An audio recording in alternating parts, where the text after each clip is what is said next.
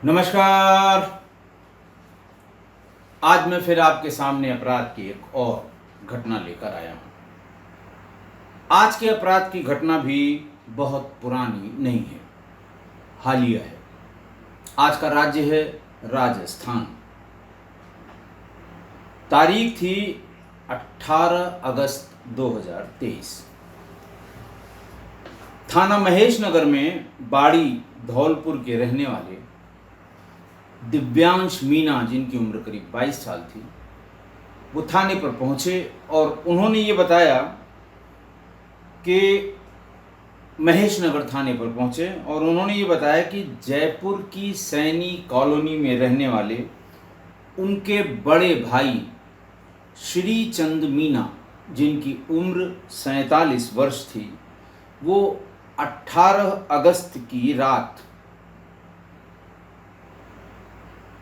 9 बजे से लापता है। उनका मोबाइल फोन ऑफ है, क्योंकि ड्राइवर हैं, ड्राइवर दूर दूर जाते हैं, रहते हैं और घर वालों के संपर्क में, मालिक के संपर्क में ज़रूर रहते हैं, इसलिए उनका मोबाइल फ़ोन स्विच ऑफ सामान्य रूप से नहीं रहता। जाने से पहले भी वो बता के जाते हैं कि मैं फलां जगह जा रहा हूँ। और हर एक की तरह या हर बार की तरह श्री चंद मीना ने अपने घर पर फ़ोन करके अपनी पत्नी को ये बताया था कि कुछ सवारियां खाटू श्याम की मिली हैं, मैं उनको लेकर जा रहा हूँ। केवल इतनी कन्वर्सेशन थी, इतनी ही बात थी। पुलिस ने सबसे पहले श्री चंद मीना के मोबाइल की सीडीआर खंगालनी शुरू की कि जो बात गुमशुदगी में लिखाई जा रही है वो सही है कि गलत है। सीडीआर आ गई और सीडीआर में 8 बजे से 9:15 बजे तक श्रीचंद मीना के मोबाइल पर 18 तारीख को 8 बजे से 9:15 बजे तक सिर्फ एक संदिग्ध नंबर से फ़ोन आया। बाकी सब उनके घर वालों के, स्टैंड वालों के और इन लोगों के नंबर आए जो फिजिकल वेरिफिकेशन से पता लगे। एक नंबर संदिग्ध इसलिए लगा क्योंकि उस पर पुलिस ने जब जब कॉल की वो स्विच ऑफ मिला। फिर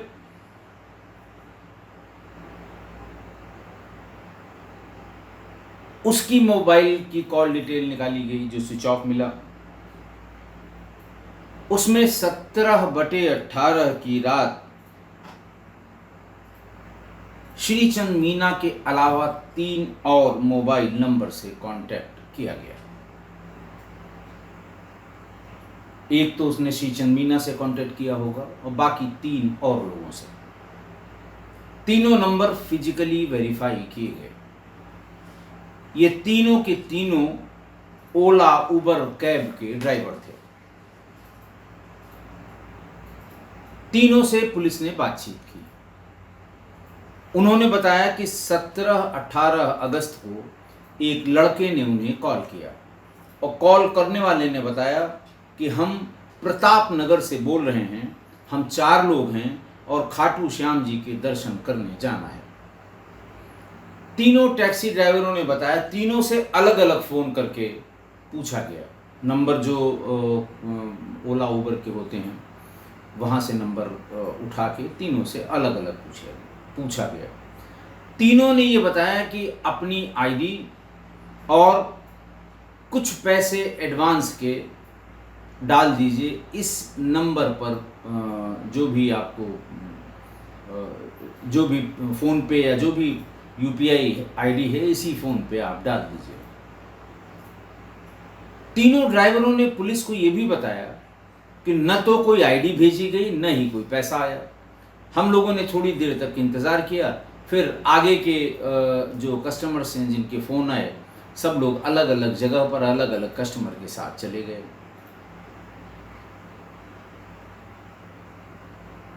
उनमें से जिसे अगले 1 घंटे तक कस्टमर नहीं मिला, उसने फिर से उस नंबर को डायल किया कि भाई अगर न हुआ हो तो हम तैयार हैं, आप आईडी और पैसा भेजिए, लेकिन वो मोबाइल स्विच ऑफ मिला।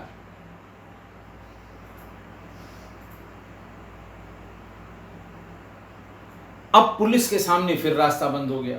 पुलिस ने कॉल डिटेल के और पहलुओं पर और कस्टमर एप्लीकेशन फॉर्म, जिसे कैफ कहते हैं, वो मंगवाया, तो वो पता लगा कि वो बिल्कुल नया सिम है और यही 4 कॉल उस पर की गई हैं। एक तो जो गायब है श्रीचंद मीना, और बाकी 3 ओला उबर के ड्राइवर थे। श्रीचंद मीना भी टैक्सी का ड्राइवर था।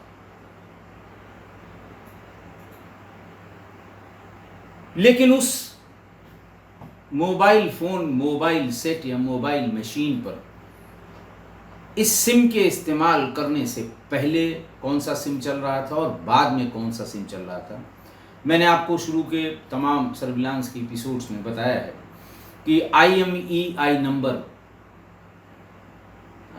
जो 15 डिजिट का होता है, अगर उसको सिस्टम पे रन कराया जाए तो उस सेट पर जितने मोबाइल सिम चले हैं उनका पता लग जाता है। IMEI को कहते हैं international mobile equipment identification number. जो यूनिक होता है IMEI नंबर किसी एक के फ़ोन सेट का एक ही होता है। और अगर आप उस सिस्टम पे जितने सर्विस प्रोवाइडर हैं उनके सिस्टम पे अगर आप रन कराएंगे उसे IMEI पर, तो उस सेट पर जितने नंबर चलते होंगे वो पता लग जाएंगे। उस पर कुल 3 नंबर चले थे। एक तो वो जिनसे श्रीचंद मीना और बाकी 3 ड्राइवरों को कॉल किया गया था, दूसरा उसके पहले और तीसरा उसके बाद।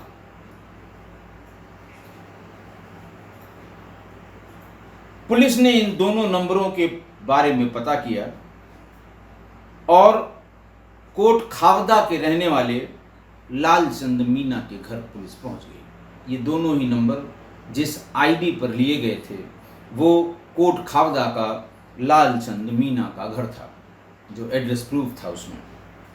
पूछताछ से उनके घर वालों ने बताया कि ये नंबर उनका छोटा भाई गोविंद मीना इस्तेमाल करता है।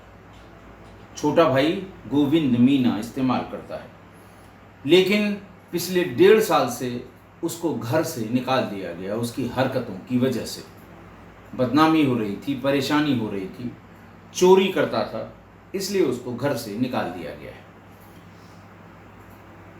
घरवालों ने यह भी बताया कि गोविंद मीना के बारे में जयपुर का रहने वाला उसका दोस्त रामकेश गुर्जर ही बता सकता है कि वो कहाँ मिलेगा। पुलिस ने रामकेश गुर्जर का पता करना शुरू किया।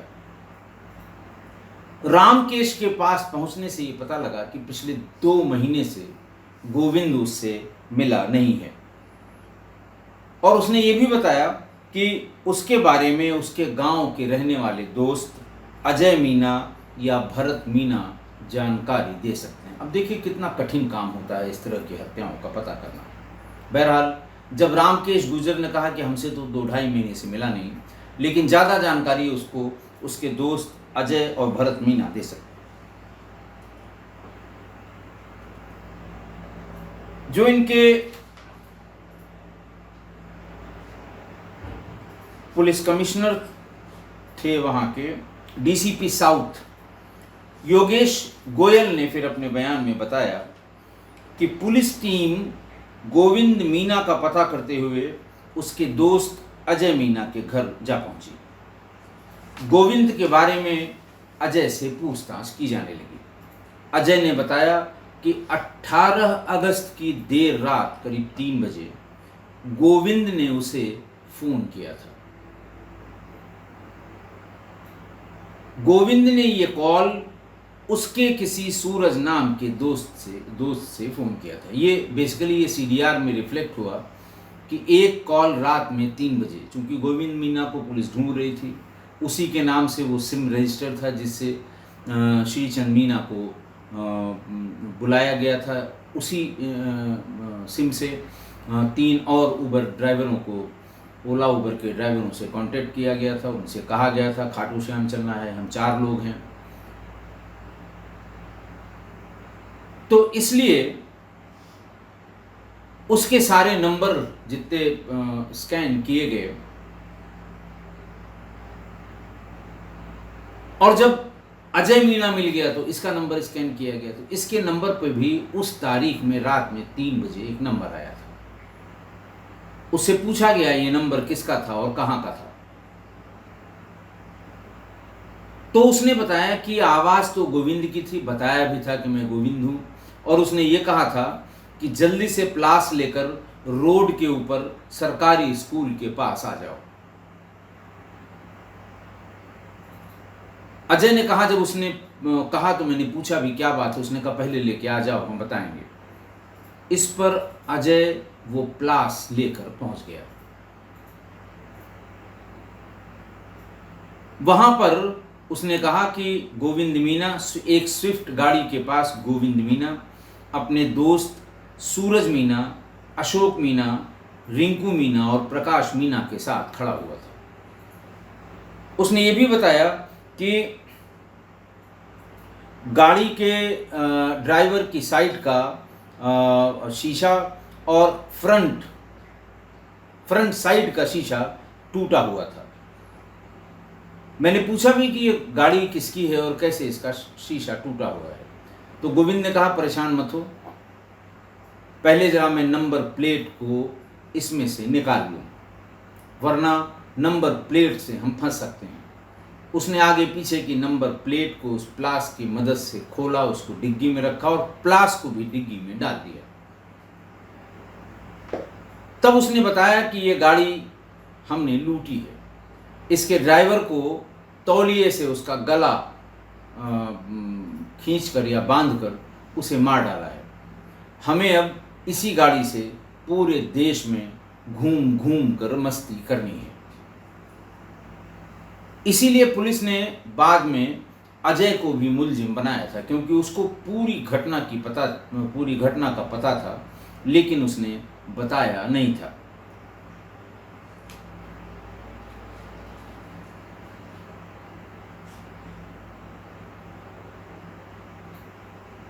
फिर उसने बताया, फिर गोविंद पकड़ा गया, जहाँ जहाँ बताया पुलिस ने दबिश दी, पकड़ा गया। उसने कहा कि हम इस गाड़ी के ड्राइवर को खाटू श्याम के लिए हमने किराए पर बुक किया था। रास्ते में तौलिए से गला दबाकर उसकी हत्या कर दी और लाश को जगतपुरा से कनौता की तरफ ट्रेन की पटरी में डाल दिया था और उसी ट्रेन की पटरी पर उसका मोबाइल भी रख दिया था। कारण ये था कि ट्रेन जब भी आती तो एक तो वो मोबाइल चकनाचूर हो जाता, जिससे पुलिस कुछ नहीं पता लगा पाती, और उसकी बॉडी भी आधे आधे पर कट जाती। लोग ये समझते कि इसने आत्महत्या की है।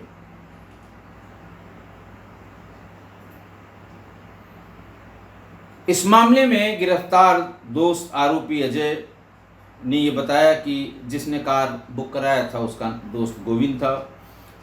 अच्छा, ये पूछा गया कि भाई 3 लोगों ने मना कर दिया, तुमने आईडी नहीं दी, एडवांस पैसा नहीं दिया, ये श्रीश चंद ने क्या तुमसे आईडी और एडवांस पैसा नहीं मांगा था? तो उसने कहा नहीं, दरअसल इसके पहले भी मैं इस ड्राइवर के साथ सवाई माधोपुर घूम चुका था, वो अच्छी तरह पहचानता था, उसका नंबर पहले से मेरे मोबाइल में फीड था। उसको फ़ोन मिलाया और बताया कि फला तारीख को हम लोग सवाई माधोपुर गए थे और हम इतने लोग थे हम लोगों का। उसने फ़ौरन पहचान लिया, बोले ठीक है आप आ जाइए, हम आपको ले चलेंगे।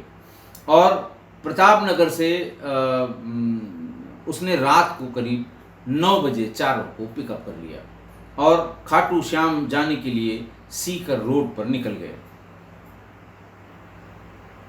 श्रीचंद चूंकि पहले इन लोगों को ले गया था तो उनको पता था कि इनमें से एक लोग अच्छी ड्राइविंग जानते हैं, तो उन्होंने कहा आज मैं बहुत थक गया हूँ, आप इशारा करके कि भैया आप आज चला लेंगे क्या? उन्होंने कहा हाँ बिल्कुल हम चला लेंगे, तुम बगल में बैठो हम चला लेंगे। यही बाकी लोग चाहते थे। पीछे क्योंकि टैक्सी थी, सवारियों के लिए पीछे जो तौलिया डाली जाती है वो तौलिया पीछे से निकाला बाकी 3 लोगों ने और श्रीचंद के गले में फंसाकर उसकी जान ले ली। जब ये बताया उन लोगों ने कि साहब हम कनौता जाने वाले जो जो ट्रेन है कनौता के पास मैंने इसे रेलवे लाइन पर डाल दिया था। तो महेश नगर की पुलिस ने इस बात को तस्दीक करने के लिए, इस बात की सत्यता को जानने के लिए कनौता पुलिस से ये पूछा कि तुम्हारे यहाँ कोई रेलवे लाइन पर अज्ञात बॉडी मिली है क्या? कनौता पुलिस ने कहा कि बिल्कुल मिली है। 19 अगस्त की सुबह रेलवे ट्रैक पर एक अज्ञात व्यक्ति की लाश मिली थी। केस दर्ज कर लिया गया और पहचान न होने पे उसकी बॉडी SMS हॉस्पिटल की मॉर्चरी में रखी हुई है। लाश 2 हिस्सों में कटी हुई है। गले पर फंदे जैसा नीला निशान बना हुआ है। ऐसे में उन्होंने कनौता पुलिस ने वहाँ पर मॉर्चरी किसी को भेजकर उसकी फ़ोटो खिंचवाई और उसे व्हाट्सएप पे थाना महेश नगर की पुलिस को भेज दिया। महेश नगर की पुलिस ने घर वालों को दिखाया और ये पहचान हो गई कि ये श्री शमीना ही है जिसका शव मॉर्चरी में रखा हुआ है SMS हॉस्पिटल के। इंस्पेक्टर महानगर यानी SHO महेश नगर महेश कुमार ने बताया कि हत्या के मामले में अजय पाल मीना और बाकी लोग अशोक मीना और बाकी सारे ये पकड़े गए। इनमें एक नाबालिग दोस्त भी था।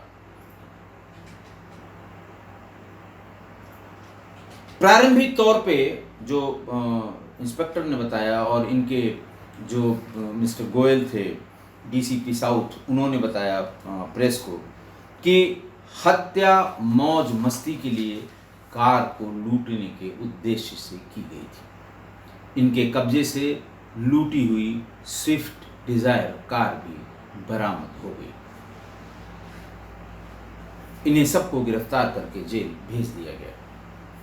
आज की घटना। अब आप यूं समझें कि अपराध में अपराध करने वाले की मानसिकता का अंदाज लगाना आज की घटना में बहुत मुश्किल है। प्लान करके अपने टारगेट की हत्या करना तो समझ में आता है। बहुत कारण हो सकते हैं, कोई रंजिश हो सकती है, उनकी कोई बात किसी के दिल पर लगी हो, किसी ने पैसों पे उनको हायर करके अपने टारगेट को मरवाया हो और किसी और का बदला लेने के लिए भी किसी पर हमला हुआ हो या उसकी हत्या हुई हो। तो ये मानसिकता तो समझना बहुत आसान है। मौके से ही पता लगना शुरू होती है कि हाँ भाई इसके पीछे कारण क्या हो सकता है। हत्या में, इस तरह की हत्या में, टारगेटेड हत्या में, नॉन रंजिश की हत्या में तो विवेचना में भी आसानी होती है और आइडेंटिफिकेशन में भी आसानी होती है। हत्या के कारण को पहचानने में भी आसानी होती है। और इस तरह की हत्याओं में पुलिस जो 3 कारण हत्या के पीछे ढूंढती है, जर जोरू और जमीन, और उन्हीं में से इनको उसका कारण भी मिल जाता है। लेकिन आज जो हत्या हुई टैक्सी ड्राइवर की, उसमें अपराधियों ने ये तय किया कि हम जिस भी टैक्सी ड्राइवर की टैक्सी तय करेंगे, जिस भी, उसको आगे चल के मार देंगे और आराम से हम लोग देश भर में तेल भराते जाएंगे, घूमते जाएंगे। और इस प्रोसेस में उन्होंने 3 ड्राइवरों से बात भी की। हालांकि वो तीनों इसलिए बच गए क्योंकि ये अपनी आईडी और पैसा उसको देना नहीं चाहते थे, इसलिए वो बच गए। लेकिन अगर चौथा फंस इसलिए गया कि वो पहले भी इन लोगों को ले जा चुका था, पहचान गया उनका, अच्छे लोग हैं, इनको ले जाने में कोई दिक्कत नहीं। तो ये अनटारगेटेड किलिंग थी, रैंडम किलिंग थी कि जो भी पहला आदमी मिल जाएगा या जो भी पहली टैक्सी बुक हो जाएगी या जो भी टैक्सी बुक हो जाएगी, उसमें जो भी ड्राइवर होगा हम उसे मार देंगे। आपको ध्यान हो कि मैंने आपको एक घटना सुनाई थी अहमदाबाद की कि न्यू ईयर के दिन, वर्ष के पहले दिन, इन्हीं अपराधियों में से किसी एक की गर्लफ्रेंड ने आईफोन की डिमांड की। रात के 12 बज चुके थे, दुकानें सब बंद थी। अपराधियों ने तय किया कि कोई भी आदमी सड़क पर आईफोन से बात करता हुआ या लिए दिखाई पड़ेगा, हम उससे वो आईफोन छीन लेंगे। और एक व्यक्ति निरपराध, उसकी गलती इतनी थी कि वो आईफोन से किसी से बात करता हुआ पुल पर पैदल पैदल जा रहा था। बदमाशों ने उसे गोली मार दी, उसकी हत्या कर दी और मोबाइल फ़ोन लेकर अपनी गर्लफ्रेंड को दे दिया।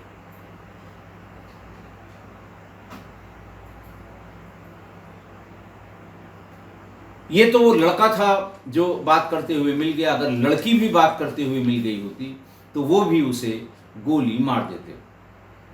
दो और घटनाएं मैंने इसी तरह बताई हैं जिसमें अपराधियों ने अपने आप को मरा साबित करने के लिए ये तय किया कि जो भी पहला आदमी फंसेगा हमारे चंगुल में उसे शराब पिलाकर अपनी ही गाड़ी में डाल देंगे, फिर गाड़ी को आग लगा देंगे, वो मर जाएगा, अपना आई कार्ड वहाँ फेंक देंगे और जब सारे लोग इकट्ठा होंगे तो सब यही कहेंगे कि ये फलाने जिनकी गाड़ी है उनकी गाड़ी में एक्सीडेंटल आग लगी होगी और वो जलकर मर गए।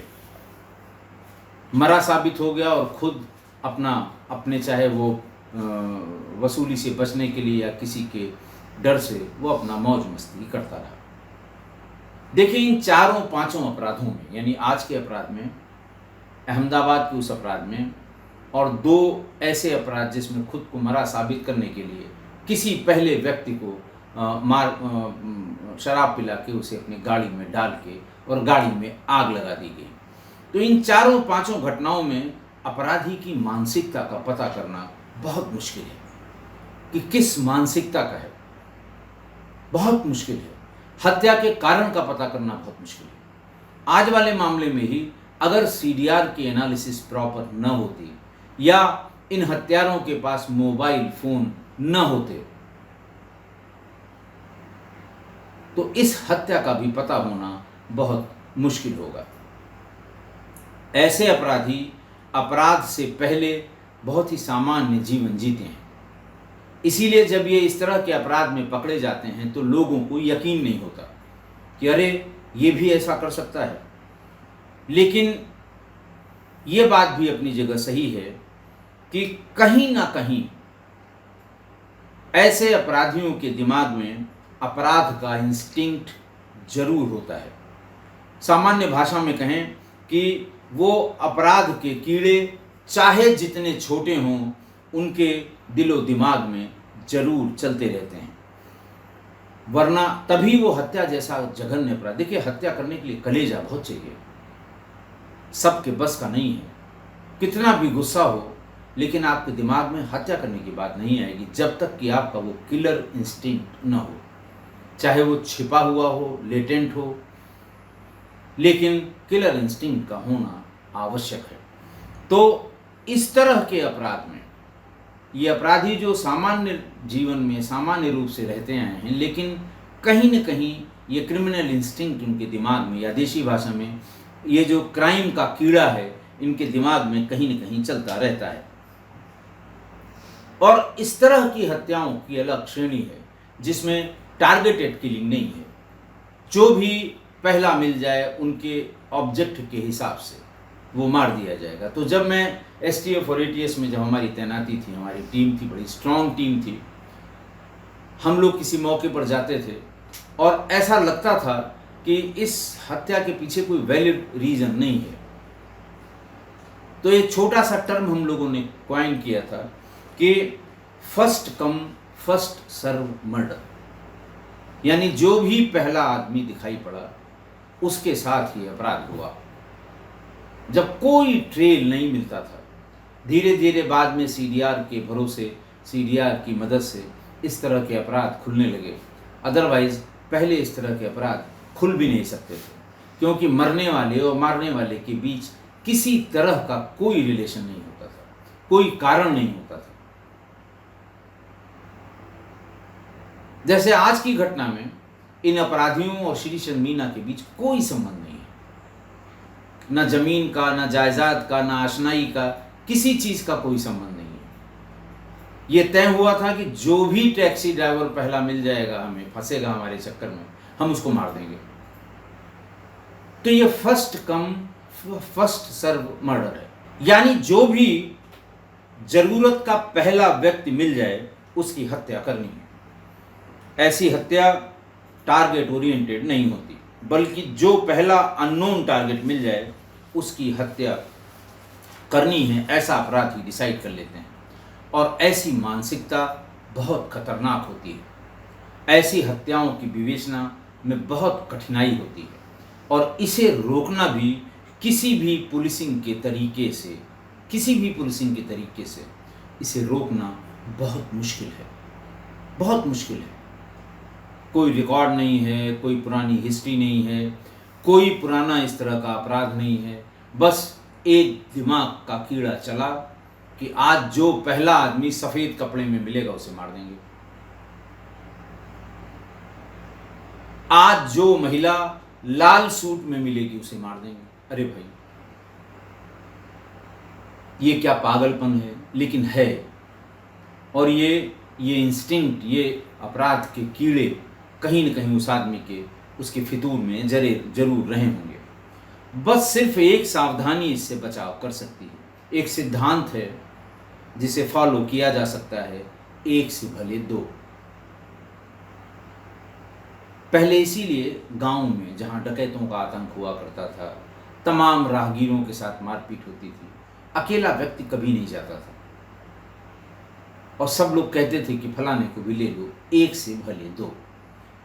यानी अकेले कहीं जाना अवॉइड किया जाए, कोई न कोई साथ रहे, जब तक कि बहुत ज़्यादा ज़रूरी न हो अकेले जाना। तो एक से भले दो के सिद्धांत पे अगर आप किसी न किसी को साथ लेकर कहीं भी किसी काम, किसी प्रयोजन में रहेंगे, तो थोड़ा बहुत इस तरह के जो ये पागलपन के फर्स्ट कम फर्स्ट सर्व वाली जो हत्याएं हैं, इनके शिकार होने से आप बच जाएंगे। आशा है आप मेरी इस बात से सहमत होंगे। आज के लिए इतना ही। बहुत बहुत धन्यवाद।